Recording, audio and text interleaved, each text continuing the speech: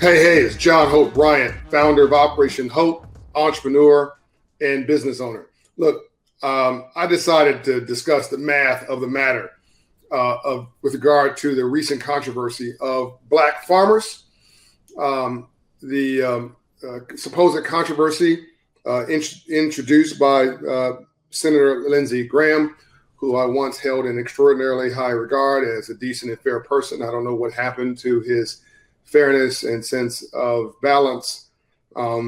It's unfortunate, but let me try to educate folks on some simple math here. This is the math of the matter, and the recent legislation that I think is the most transformational legislation potentially for the underserved since the 1960s. Yes, I said since the 1960s.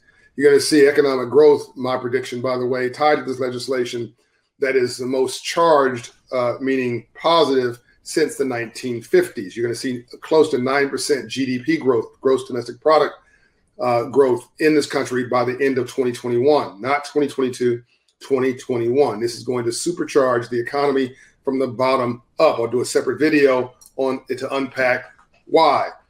This video is not an attack on anybody. That is not my style. But I had to call out this individual's name, which I don't normally do, because I just thought that it was I expect better from him than this. This is pandering to the worst of our instincts as human beings and as Christians and as lovers of each other. Let me now go to the math. There is a $1.9 trillion stimulus bill. And by the way, if you add up all the stimulus bills so far in the recovery, in the response to COVID-19, the economic crisis, the social justice call for Black America, and the other crises we've been dealing with this country since early 2020. If you look at these four crises together, the total bill for that is equivalent to the same amount of money we spent after World War II to get the economy back on the road after that war. We are at war right now. We're at war with the virus. We're at war unfortunately with each other, which is what I'm referencing here, a culture war, unfortunately, which is nonsensical, most of it. We are better together. We are also at war with a foreign interest that wants our way of life, China to be, and Russia to be specific. So now that you know what I'm talking about, let me get into details here. So there's a $1.9 trillion bill. Of that, there's a tiny little payment in there relative to the whole bill of $5 billion that sent Senator Lindsey Graham over the edge, talking about this as reparations, that this was looked like to him to be reparations. And why weren't white farmers getting this? And why was only Black and disadvantaged groups getting this? Mr. Graham, God bless you. White people were never enslaved in this country. And before people begin to roll their eyes, let me be very specific. I love math because, to quote my friend Melody Hobson, it does not have an opinion. That's not an emotional statement. African Americans came to this country, and we didn't get the benefit of this labor that your forefathers got. Everybody was paid for their labor in this country, including poor whites that came from Europe as indentured servants. They were paid with 50 acres per person, dead or alive. That's what the rule was. Your family comes here, and whether they live or not, those who survive get 50 acres per person. And they were compensated after they paid off their indentured servitude. They were compensated for their labor. Blacks got here, and they received no compensation for, listen now, 240 years. You combine that with the fact that we couldn't create capital because we were capital. We were bought, sold, insured, financed, traded. We were more valuable than land because crops could go bad, agricultural crops, but you could trade an African American slave across borders nationally and get the same value or more. That African slaves were worth more than railroads and manufacturing combined in the mid-1800s, that the wealthiest city in the world in 1840 was Natchez, Mississippi, which was in the cotton trade and the slave trade, slave selling trade. It was on the coast. It was involved in cotton, and those things caused the economy to boom. The first millionaire in America came from financing, trading, insuring cotton in New York City, which is directly tied to the slave trade. If you understand what I'm saying here, and African Americans could not take the money from their labor and turn it into resources to invest as capital to create investments that paid a dividend, because as I just said, you weren't compensated for your labor for 240 years. And after that, you had another 50 to 75 years of what we call Jim Crow laws, which was commercial servitude.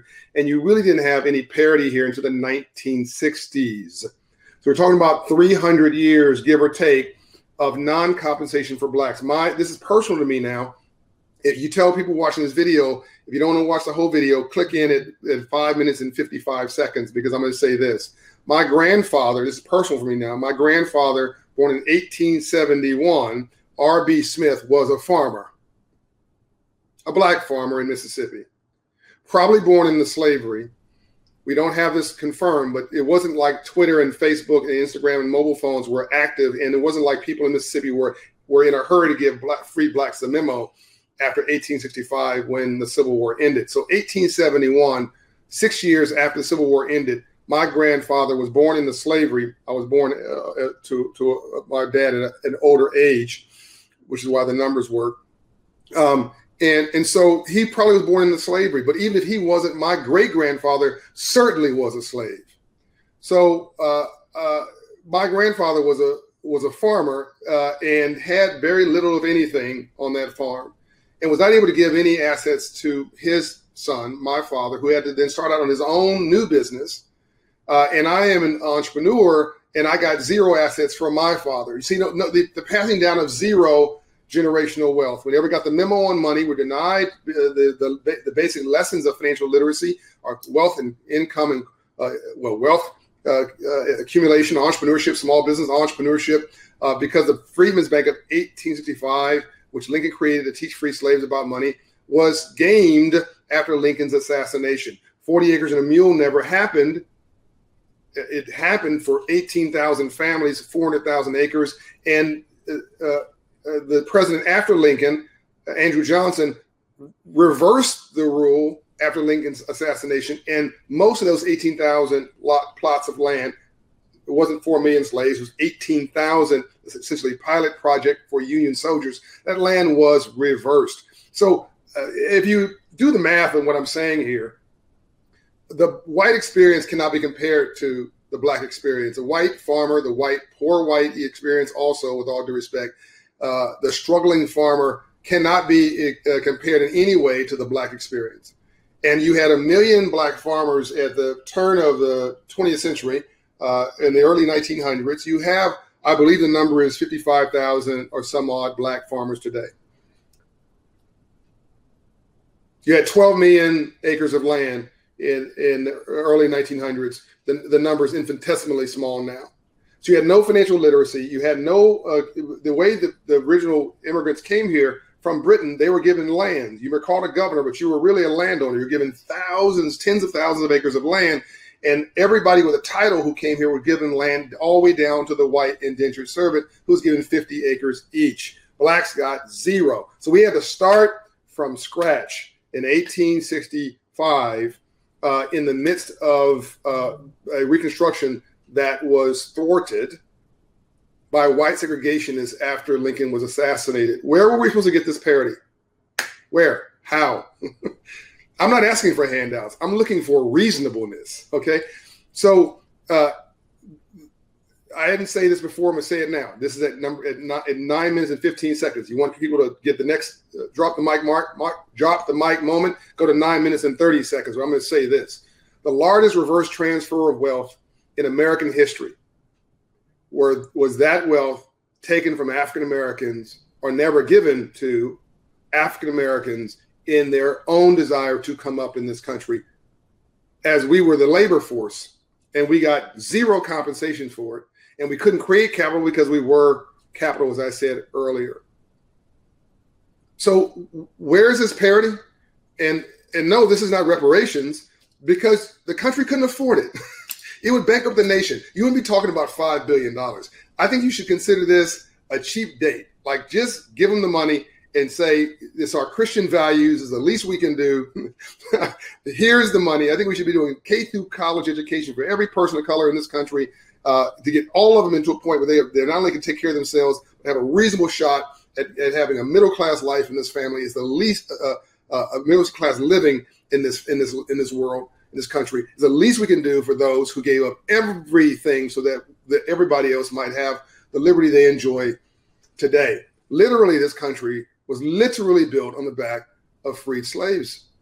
We are the value proposition. We literally built Wall Street. Literally, the street called Wall Street, we built it, okay? And I can go on and on and on. This is not me being emotional. This is just the math of the matter. I'm not, and I just don't like when people play games with the facts. We're not like everybody else. In fact, African Americans are not like African Ghanaians or African Caribbeans. So I'm not even saying that. Those groups came here as immigrants, and they, seem to be actually thriving pretty well. But the African American experience, we're not like Hispanics. We're not like who have their own challenges. We're not like, there's a bunch of groups, that you could say that have some level of discrimination, and it would be accurate. But it is not in any way like the experience of listen to me now, the only group of people enslaved on American soil for close to 300 years. The country's only 450 years old, but 300 of those years were enslaved. Moral issues aside, the country owes a debt.